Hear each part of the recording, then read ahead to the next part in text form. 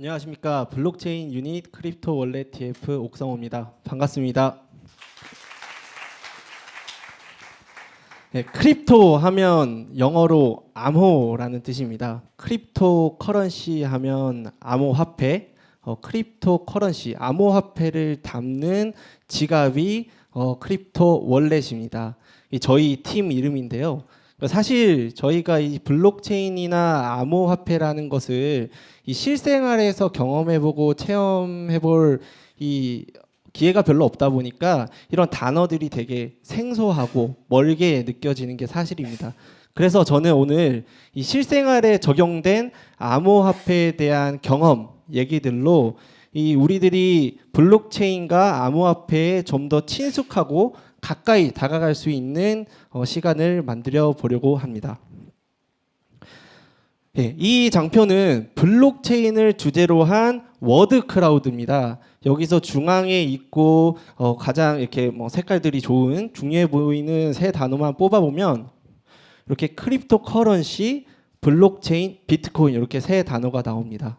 해서 지금 퀵하게 이 짧은 개념 설명만 하고 넘어가겠습니다. 세 가지를 연관지어서 설명드릴 건데요. 블록체인이란 결국 이 데이터를 신뢰도 높게 쌓기 위해서 이 다수의 사람들이 그 데이터를 공유하면서 쌓는 방식 또는 그 방식을 위한 이 기술의 개념으로 이해를 하시면 됩니다. 헌데 그러면 이 크립토 커런시는 무엇이냐? 이 데이터를 이 다수의 사람들이 신뢰도 높게 나눠서 저장하기 위해서는 거기에는 이 전제가 필요합니다. 그 데이터를 옳은 데이터만 저장할 거라는 전제가 필요한 거죠. 그러면 그 전제를 위해서는 누군가가 제3자의 입장으로 저 사람과 저 사람이 옳은 데이터를 저장할 것이라는 것을 검증해 줘야 됩니다. 그러면 그 검증하는데 이제 컴퓨팅 파워라든가 이런 노력들이 들어가는데 그 노력들에 대한 대가, 즉 보상으로 주어지는 것이 저희가 알고 있는 크립토 커런시입니다. 그래서 아까 방금 이제 사회자가 얘기했던 블록체인 이꼬르 비트코인이 아니다라는 걸 말씀드리는 거고요. 그래서 이 우리가 알고 있는 비트코인은 저 크립토 커런시의 가장 대표적인 코인 중 하나인 것입니다. 해서 요즘 이제 TV나 막 인터넷에서 많은 얘기들이 나옵니다. 4차 산업혁명, 블록체인, 암호화폐 엄청 좋다 얘기들 나오는데 그래서 얘를 직접 쓸 수 있는 거냐? 써본 사람을 못 봤다. 이런 질문들을 가지신 분들이 여기 대부분들이실 거예요. 이 답은 쓸 수 있다고요. 그래서 제가 이번에 이렇게 사업부장님께서 주신 좋은 기회로 이 암호화폐라는 이 시스템이 저희 나라보다 미리 적용되어 있던 유럽에 방문해서 직접 암호화폐를 사용해보고 경험해본 그런 영상들을 여러분들에게 지금 보여드리고자 합니다. 이게 유튜브나 인터넷에서 찾을 수 있는 정보는 아니고요. 오직 이 DT톡에서만 보실 수 있는 영상입니다. 네. 해서 이 프로세스는 이 거래소에서 이 블록체인을 구매해서 내가 페이먼트를 하기 위한 지갑에 옮기고 그 다음에 결제를 하는 과정으로 이어지는데요. 앞에 이렇게 구매하는 과정은 제외하였습니다. 여기서 혹시 비트코인으로 호텔 결제해본 분 계신가요? 예, 아마 없으실 거고요. 아마 티타워에도 안 계실 겁니다. 근데 저는 해봤습니다. 이게 칩에어닷컴이라는 사이트고요. 익스피디아 같은 그냥 호텔이나 비행기 티켓을 가격 비교하면서 결제할 수 있게 해주는 사이트입니다. 여기 비트코인 결제가 적용되어 있는 거고 처음에 방을 선택하는 과정은 동일합니다. 이제 방을 선택하고 이렇게 컨디션을 보고 이제 페이먼트 화면으로 넘어가는데요. 여기서 비트코인 결제를 눌렀습니다. 해서 예약을 누르면 내가 입금해야 할 계좌 주소가 담긴 이 QR코드가 뜨고 이 QR코드를 제가 사용하는 이 개인 지갑을 통해서 스캔해서 정해진 그 금액을 입금하게 됩니다. 여기서는 약 한 20만 원 정도 되는 비트코인을 입금했는데요. 네, 이렇게 펀드 센터가 완료되면 그 결제가 완료되는 영상을 보실 수 있습니다. 제가 앞에 몇 가지 컷을 자르긴 했지만 보시면 되게 간단하고 생각보다 빠르게 결제가 이루어지는 것을 확인할 수 있습니다. 실생활에 쓰인다는 거죠. 이 다음 같은 경우는 오프라인 결제입니다. 오프라인 결제는 이 암호화폐라는 것을 모든 상점들이 받아주지 않다 보니까 현재 어떤 상점들이 암호화폐 어떤 종류들을 받아주는지 알려주는 이런 서비스들이 있습니다. 물론 사실 이 궁극적으로는 사양될 없어질 서비스긴 하지만 현재는 이제 암호화폐 시장 초입 단계를 위해서 있는 비즈니스고요. 얘는 이제 코인맵이라는 서비스입니다. 제가 이제 스위스를 방문하기 전에 파리를 잠깐 들렀었는데 이렇게 가게를 찾아서 여기 식당도 있고 쇼핑몰도 있고 한데 저는 이제 술을 마시러 갔습니다. 바를 방문했고요. 예, 바에서 칵테일 한 잔을 마시고 제 지갑으로 그 가게 주인의 지갑에다가 비트코인 약 16,000원 정도 되는 상당의 비트코인을 송금하는 모습을 볼 수 있습니다. 네, 이렇게 술을 사서 마셨고요. 그 다음은 또 술이네요. 이 스위스 와인 전문점에 방문해서 이렇게 그 제 지갑으로 스캐닝해서 결제를 완료하는 모습입니다. 여기서 이렇게 완료된 화면을 보실 수 있고요. 이 앞에 결제와 뒤에 결제는 약간의 차이점이 있습니다. 앞에 결제는 저희 이제 원화 시스템에서 대비해 보면 결국 그냥 계좌 이체한 정도라고 보면 되고요. 그 비트코인을 보내서 받는 사람도 비트코인으로 받은 겁니다. 근데 두 번째 결제 같은 경우는 이 친구는 조금 이제 특별한 서비스를 사용하는 친구입니다. 암호화폐를 받고는 싶은데 정산은 그 나라 통화로 받고 싶을 경우에 이렇게 특별한 서비스를 사용하는 거고, 이 서비스는 이제 저희 원화 시장에 빗대어 보면 이 벤사 그 유통 구조로 보면 벤사의 역할 그리고 그 뒤에 이제 익스체인지 하는 기능이 붙어 있는 형태로 볼 수 있습니다. 그리고 앞에 동영상에 보여드렸던 그 일회용 QR 코드를 통해 가지고 제가 입금하는 모습을 보여드렸는데 얘는 또 지금 빗대어 보면 KG 이니시스나 다날 같은 이제 페이먼트 게이트웨이사 역할을 하고 있다고 보면 될 것 같고, 뒤에는 또 마치 똑같이 이 익스체인지 역할이 붙어 있다고 보면 됩니다. 그래서 이런 암호화폐 시장 영역에서도 벌써부터 이렇게 많은 사업자들이 미리 이 시장에 들어가서 우위를 점하기 위한 이런 지금 통화 시스템에서 존재하는 그런 비즈니스들을 이렇게 열심히 하고 있는 중입니다. 그리고 지금도 막 새로운 신생 업체들이 생겨나고 있고요. 다음은 현금 입출금입니다. 제가 이 스위스 방문할 때 스위스는 유로를 쓰지 않고 스위스 프랑이라는 화폐를 주로 씁니다. 정말로 이 화폐를 한 장도 준비를 하지 않고 갔고요. 거기서 ATM으로 교환하겠다라는 그런 확신을 가지고 갔습니다. 해서 이렇게 ATM도 이렇게 위치를 알려주는 서비스가 따로 있고요. 그 크립토 밸리로 유명한 주크라는 도시에 그 ATM 정보를 찾아서 제가 방문하였습니다. 이렇게 ATM의 성능을 보고, 저 비친 거는 제 모습입니다. 그 비트코인을 선택하고 이게 셀을 선택합니다. 셀은 결국 내 비트코인을 판매한다라는 뜻이기 때문에 캐시 아웃을 의미합니다. 이렇게 프로세스는 이게 100프랑 정도를 입력하였는데 기계에서 이 내가 입금해야 할 지갑 주소를 프린팅해주고 그 지갑 주소에 제가 입금을 완료하고 나면, 그리고 그 지갑 주소 그 종이를 가지고 다시 기계에 인증을 해주면 제가 원하는 그 스위스 프랑이 출금되는 형태입니다. 잠시 기다리면 이렇게 인증하는 모습이고요. 이렇게 100 스위스 프랑이 나오는 것을 보실 수 있습니다.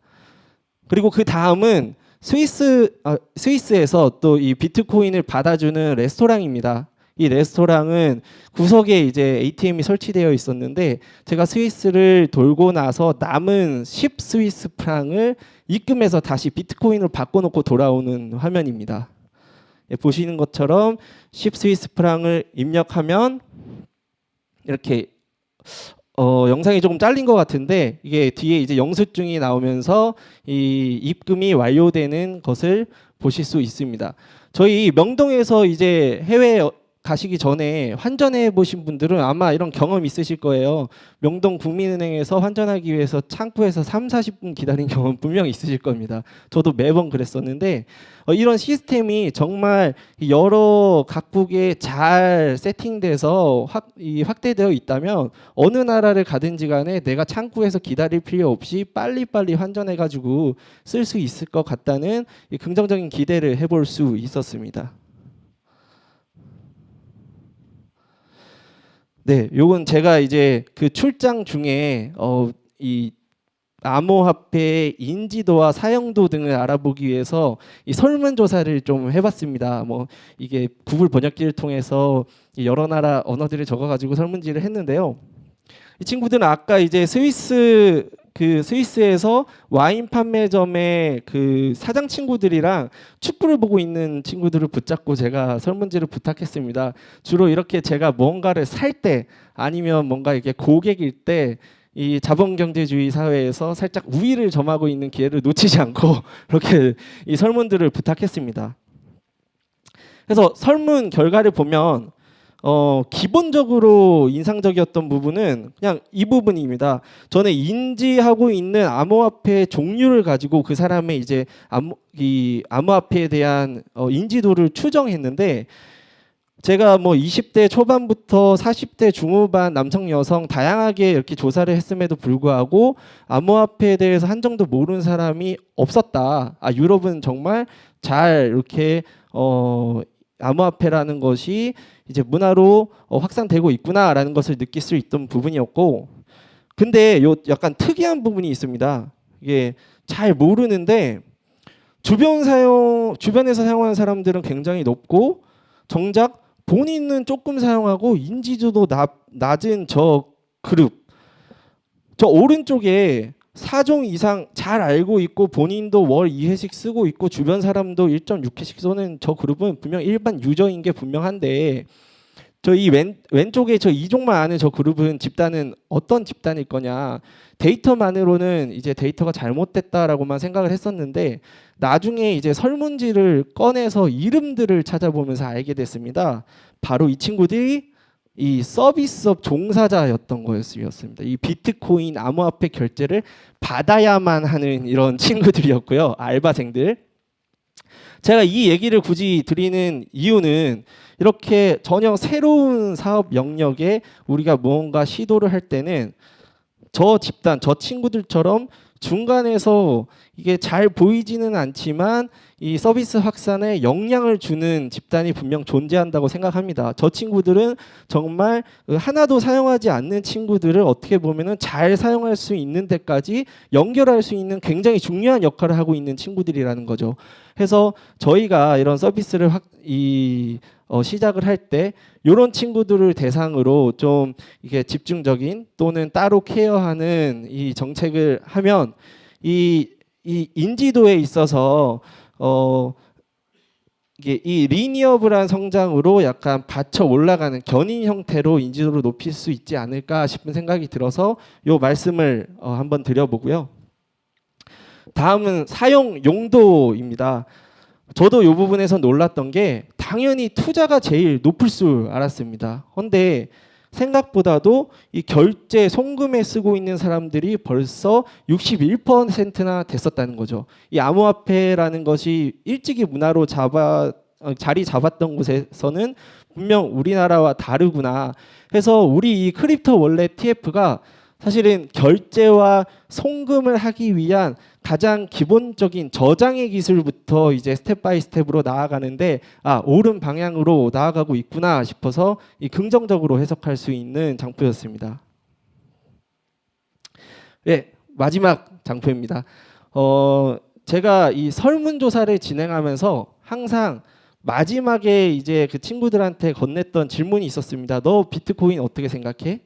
대부분의 친구들이 뭐 퓨처 아니면 굿 되게 좋아 이런 얘기들을 했었는데 한 친구가 이렇게 얘기를 하더라고요. They know everything. 이 정부가 모든 걸 알 수 있다 이런 식으로 되게 이 불만 섞인 얘기를 했었습니다. 근데 저는 이제 비즈니스를 하는 사람이니 약간 그 말을 다르게 해석할 수 있더라고요. 요즘 이제 많은 기업들이 양질의 데이터를 축적하기 위해서 정말 많은 수고를 합니다.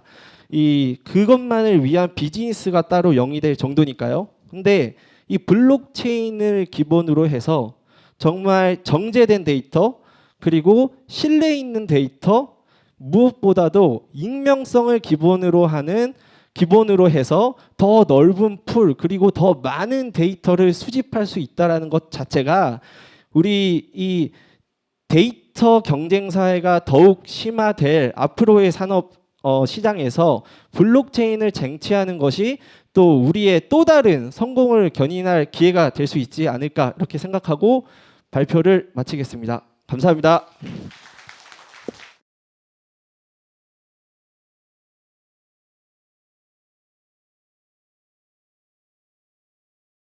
네, 안녕하십니까. 방금 소개받은 블록체인 플랫폼 셀의 한민지라고 합니다. 저는 오늘 개발자, 엔지니어 입장에서 블록체인을 좀 바라보는 시각을 공유해드리고 싶은데요. 그래서 저의 주제는 블록체인, 우리 모두의 기회인가? 이거 부제로는 어디에도 없는 진짜 블록체인 개발자 이야기. 저도 아까 옥상호님처럼 이 이야기는 어디에도 안 나오고 오로지 여기 DT톡에서만 만나보실 수 있습니다.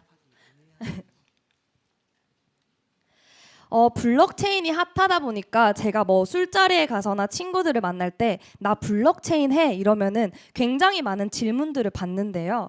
그중에서 저는 오늘 여러분들과 블록체인 개발자 한민지가 가장 많이 받는 질문 3가지에 대해서 답변을 좀 같이 드리려고 합니다. 제가 일단 질문들을 좀 공개를 할게요. 첫 번째는 블록체인 개발자는 뭐 하는 사람이야? 그리고 두 번째는 블록체인 기술 정말 가능해? 그리고 세 번째는 블록체인 아직 시작하기에 늦지 않았냐라는 질문들을 받습니다. 그럼 첫 번째로 블록체인 개발자는 뭐 하는 사람인지에 대해서 공유를 해드리겠습니다. 제가 이 발표를 준비를 하면서 먼저 개발자라는 사람에 대한 인식을 좀 조사를 해봤어요. 구글링도 해보고 뭐 친구들에게 물어봤었는데 좋은 이미지는 아니더라고요. 그래서 그거를 좀 대변하는 삼행시가 있어서 들고 왔습니다. 개발자가 발명가냐? 자꾸 만들래. 이런 식으로 극한 직업, 박봉이다, 야근 많다 이런 얘기들이 되게 많더라고요. 근데 저는 블록체인 개발자로서 블록체인 개발자는 굉장히 매력적이고 중요한 사람이다라고 생각합니다. 블록체인 개발자가 이 블록체인 산업에서 중요한 플레이어로서 역할을 수행하고 있습니다. 중요하다라는 말은 뭐 개발도 직접 하고 돈도 굉장히 많고 또 리더십 있게 프로젝트를 리드하는 사람입니다. 저의 이 주장을 뒷받침할 수 있는 좀 사람들을 데려왔는데요. 이 3분입니다. 제일 왼쪽에 보이시는 분은 아직까지 누군지 모르는 비트코인에 개발하신 사토시 나카모토. 그 중간 분은 이더리움의 비탈릭 부테린. 그리고 마지막은 EOS의 댄 라이머입니다. 이분들이 굉장히 어려요. 특히 중간에 이 비탈릭 부테린은 94년생입니다. 비탈릭 부테린의 자산은 여기 계신 모든 분들보다 많을 거예요. 4조가 넘는다고 합니다. 또 댄 라이머는 30대 초반인데 7천억의 자산을 보유하고 있다고 합니다. 또 그 비탈릭 부테린은 2014년도에 페이스북의 창시자인 주커버그가 아닌 2014년 IT 노벨상을 수상한 인물이기도 한데요. 이렇듯 블록체인 개발자는 산업에서 각광받고 있는 사람입니다. 그럼 이분들과 제가 실제로 하는 일은 무엇일까요? 블록체인 개발자를 좀 이해시키기 위해서 모바일에 좀 비유를 해보겠습니다. 모바일 개발자는 크게 2가지로 구분이 할 수 있는데 모바일 안드로이드 iOS의 플랫폼 자체를 개발하는 사람 그리고 그거를 응용하고 활용하는 어플리케이션을 개발하는 사람이 있을 수 있습니다. 이와 마찬가지로 블록체인은 개발자는 코어를 개발하는 코어 개발자와 이를 응용하는 분산 어플리케이션 개발자로 크게 2가지로 구분할 수 있습니다. 이를 좀 직관적으로 그림으로 나타내면 이렇게 표현할 수 있는데요. 비트코인, 이더리움, EOS와 같이 이 플랫폼 자체를 개발하는 사람과 이를 활용한 어플리케이션 개발하는 사람이 있습니다. 근데 블록체인에서는 조금 특이하게 블록체인이 분산 네트워크이다 보니까 블록체인 위에서 돌아가는 어플리케이션을 분산 어플리케이션이라고 표현하는데요. 이를 영어로 Decentralized Application이라고 합니다. 줄여서는 앞에 D를 써서 D앱이라고 하는데요. 그래서 이 D앱을 개발한 사람이 저이기도 합니다. 그럼 두 번째로 블록체인 개발자, 블록체인 기술이 정말 가능한 기술이냐인데 사실 저는 이 질문에 대해서 의도가 좀 웃긴 게 친구들이 이 질문을 할 때 항상 뭐 해킹 사례를 들어요. 뭐 거래소가 털렸다더라, 빗썸 350억 이번에 해킹되었다더라, 블록체인 너 괜찮냐 이런 얘기 하는데 저는 좀 몰라서 하는 얘기인 것 같고요. 이 두 가지는 전혀 다른 이야기이며 블록체인 기술에 대해서는 당연히 가능한 기술이라고 좀 알려드리고 싶습니다. 그래서 제가 두 번째 질문에서 할 이야기는 블록체인이 어떤 기술이고 어떻게 되길래 가능한지에 대한 내용을 좀 답변 드리려고 합니다. 이 그림은 구글에다가 블록체인 원리 치면 나오는 그림인데요. 사실 이 그림 자체가 블록체인 전체를 말해주지는 않지만 그래도 어느 정도 개념까지는 설명할 수 있을 것 같아서 들고 왔습니다. 첫 번째로 제가 예를 들어서 거래를 일으킬 건데 돈을 보내는 거래를 일으킬 것입니다. 그럼 이 거래를 일으키는 데이터는 블록체인 네트워크에 참여하고 있는 모든 컴퓨터, 블록체인에선 이를 노드라고 부르는데요. 노드들에게 다 확산이 되게 됩니다. 그럼 이를 수신한 컴퓨터, 즉 노드들은 이게 맞는 데이터인지에 대한 밸리데이션 과정을 특정 알고리즘에 의해서 거치게 되고 이가 블록에 쌓여지면은 블록체인이라는 곳에 체이닝되어 저장돼서 한 번 쓴 데이터는 수정되지도 삭제되지도 않아서 이 모든 것들을 다 같이 공유하고 있는 네트워크입니다. 제가 좀 길게 말했는데 이를 좀 컨셉슈얼하게 얘기를 하자면은 블록체인은 데이터를 공유하고 있으며 이 데이터를 공유하는 것들은 모두 다 같이 P2P로 원본 데이터를 공유하기 때문에 변조가 불가능하며 이 변조가 불가능하기 때문에 지금 서비스에서 어떤 보증하는 기관의 역할인 중간자가 불필요해지면서 블록체인을 트러스트 프로토콜, 신뢰 네트워크라고 정의할 수 있습니다. 근데 제가 아까 말씀드렸던 이런 거는 뭐 거래는 오케이. 근데 요즘 인터넷에 떠들고 있는 뭐 보험, 렌탈, 물류 얘들은 도대체 어떻게 되느냐에 대한 궁금증을 가지고 계실 텐데요. 2세대 블록체인부터는 스마트 컨트랙트라는 개념을 도입하게 되었습니다. 스마트 컨트랙트가 굉장히 생소하실 것 같은데 이를 풀어서 얘기를 하면 데이터뿐만 아니라 어떤 프로그래밍 코드를 블록체인에 저장하는 방식입니다. 저희가 예를 들어서 렌탈과 관련된 서비스에 대한 프로그래밍 코드를 작성해서 네트워크에 올리게 되면 이는 어떤 특정 시점에 실행되는 렌탈 서비스가 되는 것이고요. 또 물류와 관련된 프로그래밍 코드를 올리게 되면 특정 시점에 자동 실행돼서 이는 물류 서비스가 되는 것입니다. 그래서 이런 2세대 블록체인을 대표하는 이더리움을 사람들은 더 월드 컴퓨터라고 부르기도 합니다. 그래서 제가 앞에서 말한 데이터 공유, 이는 변조가 불가능하고 중간자 불필요, 스마트 컨트랙, 또 단일 실패점에 대한 해결, 그리고 토큰 이코노미의 이용할 수 있다는 블록체인의 장점으로 정말 무수히 많은 서비스들로 요즘은 확장되고 있는 추세입니다. 그렇다면 이렇게 인터넷에서 나오는 이런 이야기들 말고 제가 직접 개발한 사례들을 하나를 소개해 드리겠습니다. 저는 통합 로그인과 관련된 곳에서 블록체인을 이용을 해봤었는데요. 먼저 블록체인 도입 전에 as is 모델에 대해서 좀 말씀드리겠습니다. 왼쪽에 보이시는 게 고객이고 고객은 A, B, C, D사의 서로 다른 어플리케이션에 로그인을 할 때 하나의 DB를 참조하고 있었습니다. 멤버십을 통합 관리하고 있는 X사의 DB였는데요. 이는 어떤 문제를 일으켰냐면 X사가 죽어버리면은 ABCD사의 로그인을 전부 다 이용할 수 없다는 문제점이 있었습니다. 이 때문에 X사에서 먼저 저희 쪽에 같이 한번 블록체인으로 이를 해결해 보자라고 제안을 하게 되었고, 투비 모델인 블록체인을 도입해서 고객에 대한 인증이 되었다는 정보를 블록체인 네트워크에 분산하여 저장하였습니다. 이를 통해서 저희가 느꼈던 이점 세 가지를 좀 공유해 드리자면, 먼저 당연히 첫 번째로는 엔트리 포인트가 하나에서 다중으로 늘어났기 때문에 단일 실패점 문제가 해결되었고요. 또 X사는 한 달에 한 번씩 사용 건당 정산을 하고 있었는데, 이 정산 데이터가 블록체인에 저장됨으로써 투명하게 거래에 대한 정산이 가능해졌습니다.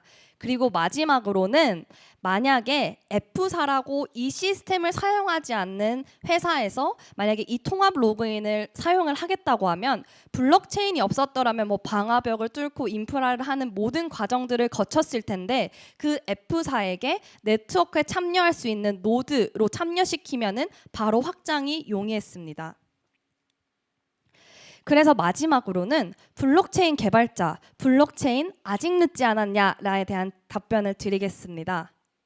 앞에 보시는 곡선은 뭐 많이들 보셨을 텐데, 가트너에서 1년에 한 번씩 발표하는 하이프 사이클입니다.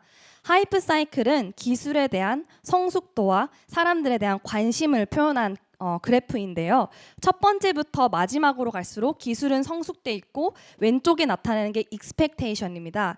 여기서 지금 블록체인은 가장 피크 단계인 기대의 정점에 해당하고 있습니다. 그래서 저는 블록체인 아직 늦지 않았냐에 대한 대답을 이제 시작이다라고 드리고 싶습니다.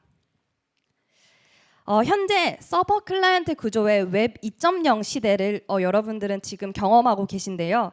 블록체인이 확장될수록 분산 네트워크 기반의 웹 3.0 시대가 도래될 것입니다. 이는 다시 말해서 저희가 컨텐츠를 올리고 페이스북이 돈을 벌어가던 구조가 아닌, 컨텐츠도 우리가 올리고 우리가 만든 컨텐츠를 우리의 수익으로 받는 분산 네트워크 기반의 웹 3.0이 시대가 올 것입니다. Blockchain isn't just for cryptocurrency, but also helping creating an uncountable services. 블록체인은 가상화폐에 기반된 서비스가 아닙니다. 블록체인은 여러분들이 하고 계시는 무수히 많은 서비스의 기반이 되는 기술일 것입니다. 감사합니다.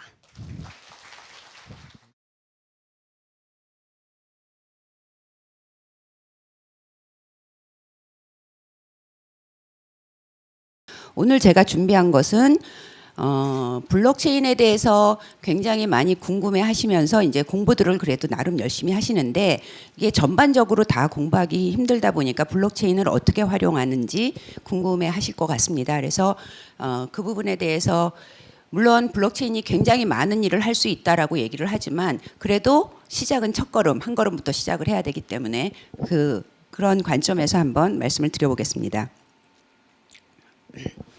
오늘 산업 발전에 따른 거래 형태, 대상이 변하는 거래 확산에 대해서 말씀을 드릴 거고요. 그 다음에는 블록체인이 바꾸는 세상, 그 다음에 우리가 가져가자고 하는, 우리 유닛이 가져가고자 하는 블록체인 비즈니스 디벨롭먼트 모델 간단하게 설명드리고, 예시 한두 개, 그다음에 산업별로 지금 저희가 준비하고 있는 유스 케이스가 어떻게 적용될 수 있는지 전체 그림 가지고 말씀드리겠습니다. 제가 구집이 이 짧은 15분 동안에 산업 발전에 따른 거래 확산이라는 큰 얘기를 들고 나온 거는 4차 산업의 핵심 기술이라는 얘기를 자주 하잖아요. 근데 1차, 2차, 3차까지는 그래도 어떻게 쫓아가 보겠는데, 4차 산업의 핵심 기술은 어떤 의미에서 얘기를 할까라고 생각을 해봤고요. 일단은 우리는 처음에 이제 직거래 상태에서 있었는데요. 저는 지금 현재 SKT 또는 SK그룹, 그 다음에 모든 어떤 매출을 일으키고 소득이라고 하는 것들이 어떤 거래의 형태의 변화라고 생각을 합니다. 그러니까 우리나라 총생산도 지금은 우리나라 총생산이지만 처음에는 이렇게 옆집과 한 마을에서 일어나던 어떤 거래의 형태가 있었을 거라고 보고요. 이 당시에는 옆집에서 어떤 비료를 주고 무엇을 생산하는지 다 알아서 사실은 서로 신뢰관계가 형성돼 있었던 거고, 대면이고 품질이나 평판에 대해서는 굳이 누구에게 묻지 않아도 알 수 있는 상태의 거래였다고 한다면, 두 번째 산업 발전 증기 전기가 나오면서 큰 배, 뭐 트레인 이런 것들이 생기면서는 사실은 내가 누구랑 거래를 하기는 하지만 품질이 어떤지 평판이 어떤지 이런 것들을 잘 모르기 때문에 발생한 게 오프라인 중개자들이 많이 나왔다고 생각을 합니다. 그러니까 품질을 보증하는 사람, 그 다음에 국경을 넘을 적에 우리나라 국민들이 그거를 먹어도 되는지에 대한 국가의 어떤 인증, 그 다음에 국가 간 거래이기 때문에 혹시 내 물건을 보냈는데 돈을 못 받을 거에 거래 대응한 어떤 보험이라든지 은행업이라든지 법률가라든지 품질 관리사라든지 이런 많은 중개인들이 생겨난 게 어떤 그 산업의 발전에 따른 어떤 흐름이었다 그러면은 이제 온라인으로 넘어가서는 사실은 대면이 비대면으로 바뀐, 그래서 우리가 알고 있는 시간과 공간의 제약을 극복한 거래가 가능해지기는 했죠. 근데 여전히 품질이나 평판은 기존에 있던 거와 똑같은 어려움을 겪었고, 오히려 제가 보기에는 오프라인 중개자들 더하기 온라인에서 이런 문제들을 해결해 주기 위해서 시큐리티라든지 아니면 품질을 보증하기 위한 종이 원본 문서에 대한 인증이라든지 이런 솔루션이나 서비스의 역량들이 훨씬 더 커졌다고 보고 있습니다. 그런데 블록체인 으로 뭔가 이 블록체인 기술이 바뀔 세상에서는 사실은 비대면인데, 여전히 비대면인데 품질이나 평판을 어떤 플랫폼에서 서비스로서 이거를 도움을 줄 수 있는 상황으로 바꾸는 그런 환경을 제공할 수 있다. 이 중에서 이제 가장 중요하다고 생각하는 거는 어떤 자격 증명, 아까 앞에 한민지 씨나 옥상호 님이 얘기를 했듯이 어떤 신뢰에 바탕한, 이게 진보님을 인정하는. 그래서 제가 그냥 온라인과 그 블록체인에서 가장 큰 차이점은 우리가 일상으로 쓰고 있는 어떤 문서가 실제 오리지널 문서인지 아니면 복사본인지에 대한 차이가, 지금은 우리가 일상적으로 알고 있는 것은 제가 복사를 한 건지 아니면 이게 원본인지를 구분할 수 없다면은, 블록체인 세상에서는 내가 처음에 만들었 오리지널리티에 대한 보증, 인증을 통해서 이 원본을 동시에 여러 사람이 공유함으로써 어떤 프로세스의 혁신, 거래의 혁신을 이룰 수 있다라는 게 가장 큰 어떤 특징이라고 생각을 합니다. 그래서 지금 현재 전체 리얼 월드에서 일부만이 디지털 월드로 바뀌었다고 생각하고, 이 디지털 월드는 사실은 국내 총 산업 매출이 5천조 중에서 온라인 매출은 153조밖에 안 되는, 3, 4%밖에 안 되는 상황이고요. 이 중에서 모바일 매출은 한 60조 정도밖에 안 되는 상황입니다.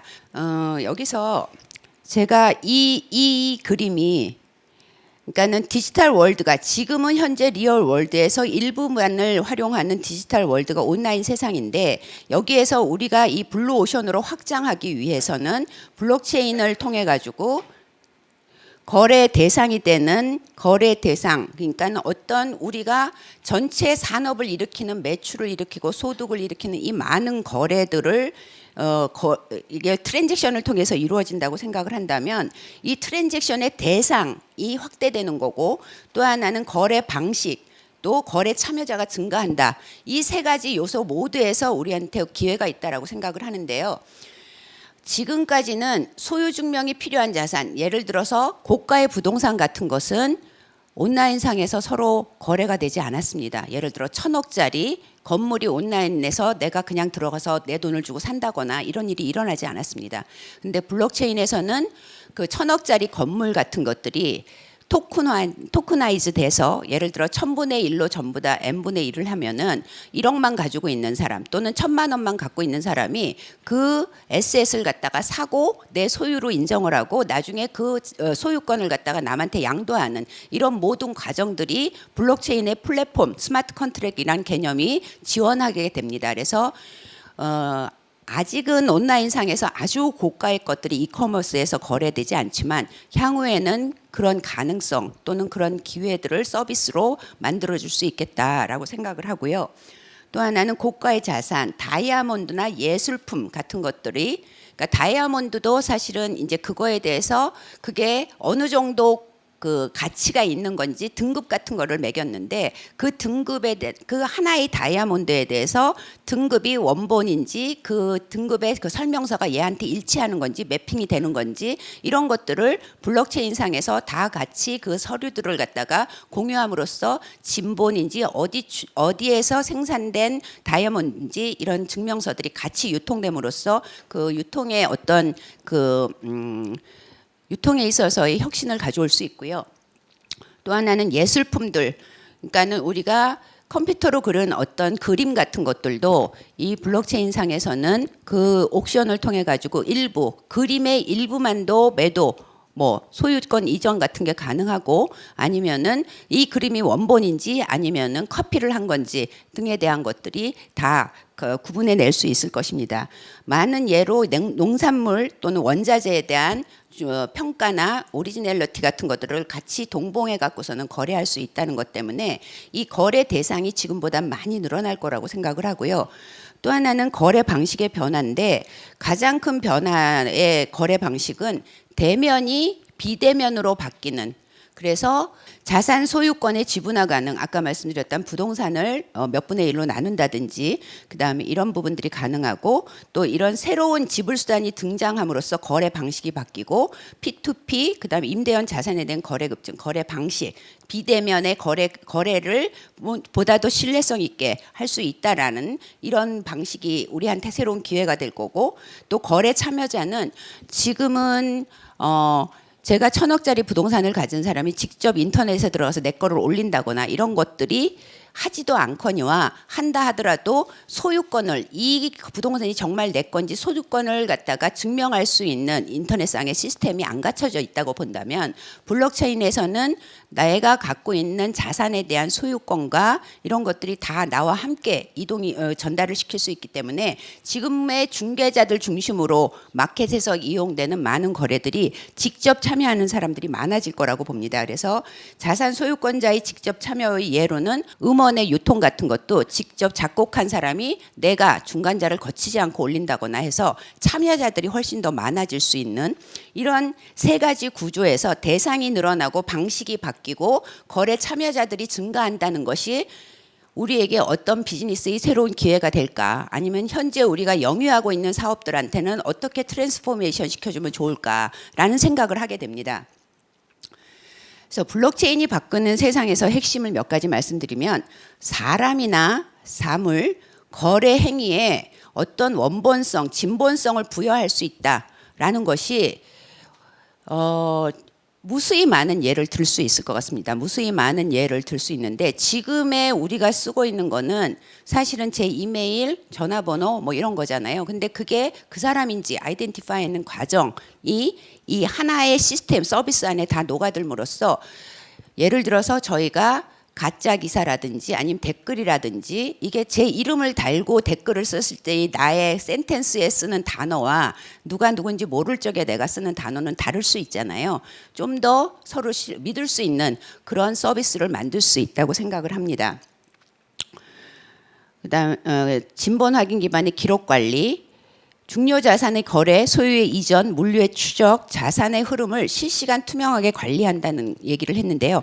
아까 이제 한민지 님도 말씀을 하셨지만은 그 회사에서 4개의 다른 회사들이 똑같은 인증, 로그인 아이디를 활용하는 것을 갖다 실시간으로 한다고 그랬잖아요. 근데 그것이 사실은 어떤 진본이기 때문에, 진본의 기록이기 때문에 그런 서비스들이 가능한 거고, 확장성에 있어서도 지금 4개의 회사만 하나의 아이디를 이용했는데 거기에다가 5개, 6개, 7개 계속 확장을 갖다가 지금 우리가 알고 있는 아이디 확장보다는 훨씬 더 손쉽게 할 수 있는 그런 블록체인의 그 노드의 네트워크화라는 특징을 활용할 수 있는 게 있습니다. 똑같이 그런 어떤 블록체인의 특징을 가지고 이런 기록 관리를 기점으로 해갖고 사업을 생각할 수가 있고요. 또 하나는 저희가 이제 뭔가 원자재를 수입을 한다. 그러면은 생산하는 곳 생산하고 그것을 중간상에게 넘기고, 중간산이 육상 이동을 하고 해상으로 넘기고, 해상에서 들어와서 뭐 해양청, 관세청을 거쳐서 저희 회사에 오기까지는 사실은 중간에 그들만의 어떤 그 이동에 대한 서비스에서의 필요한 서류가 있는 거고, 그 다음에 국경을 넘을 때 필요한 서류, 그 다음에 내가 받을 적에는 내가 주문했던 게 맞는지에 대한 확인에 대한 그런 서비스, 사람들이 대면으로 눈으로 하고 서명을 할 수도 있고, 이런 굉장히 많은 분절된 서비스들이 프로세스라는 이름으로 연결이 되어 가지고선 지금 우리가 저 멀리 주문했던 어떤 물건이 오는 건데, 이 분절된 많은 서비스들이 블록체인의 서비스의 노드로 엮임으로써 사실은 그 프로세스를 6개월짜리를 한 2개월로 단축시킬 수도 있고, 이런 그 노드화한다는 데 대한 장점을, 그 분절이 발생했던 사일로한 영역을 물리적 통합 없이 진본 확인만으로 누구임을 확인함으로써 서비스의 전체 프로세스를 효율화시킬 수 있는 방안이 있고요. 그다음에 참여자의 기여도만큼 이익을 정당하게 배분하는, 여러분들이 들어봤음직한 토큰 이코노미의 인센티브 효과들을 활용할 수도 있습니다. 그래서 제가 이거를 준비하면서 생각한 거는 초두에도 말씀을 드렸지만, 블록체인에 대해서는 굉장히 많은 신뢰할 수 있다, 중간자를 없앤다, 이런 많은 얘기들이 있는데 다 일부분만을 설명을 하고요. 그럼 일부분만을 적용하는 건 블록체인 사업이 아니냐? 그건 아닌 것 같습니다. 그래서 이 블록체인이 가지고 있는 성상 중에 한 개를 사용해도, 두 개를 사용해도, 세 개를 사용해도 다 어떤 트랜스포메이션을 유발할 수 있는 거를 새로운 기회라고 생각을 하면서 오늘 이 자리 마치겠습니다.